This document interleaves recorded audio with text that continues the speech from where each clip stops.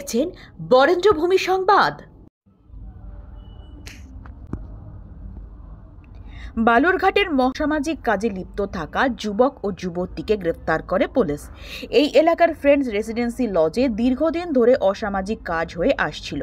এলাকাবাসী লজের মালিককে বিষয়টি জানিয়েছিল, কিন্তু লজের মালিক বিষয়টিতে গুরুত্ব না দেওয়ায় আজ এলাকাবাসী অসামাজিক কাজের বিরুদ্ধে প্রতিবাদ জানায়। বিক্ষুব্ধ এলাকাবাসী লজের দরজা ভেঙে দিয়ে তালা লাগিয়ে দেয়। এলাকাবাসীর ক্ষোভ, দীর্ঘদিন ধরে এই লজে যুবক ও যুবতীদের এনে অবৈধ অসামাজিক কাজ করানো হচ্ছিল। বারবার এলাকাবাসী বিষয়টি লজের মালিককে জানালে তিনি কর্ণপাত করেন না। আজ সকালে পুলিশ আসে, লজের ম্যানেজার সহ একজন যুবক ও যুবতীকে গ্রেফতার করে। বিক্ষুব্ধ এলাকাবাসী দরজা ভেঙে দেয় এবং তালা লাগিয়ে দেয়।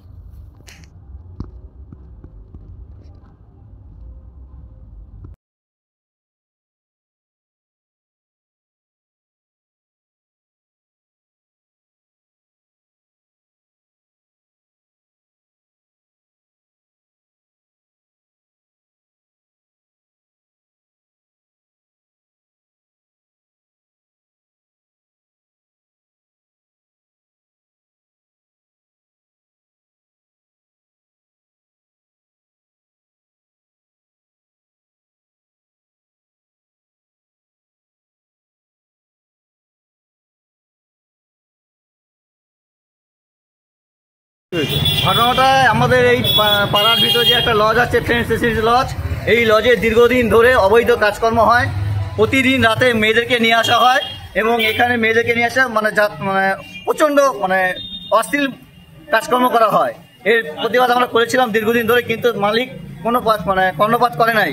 এবং এখানে এই লজে পাড়ার অনুমতি ছাড়া প্রতিদিন বিয়ের সিজনে বানপাটি বাজায়, মাইক বাজায়। পাড়ার লোকদের এখানে অবজেকশন করা সত্ত্বেও তিনি কিছুতেই কোনো শুনেন না।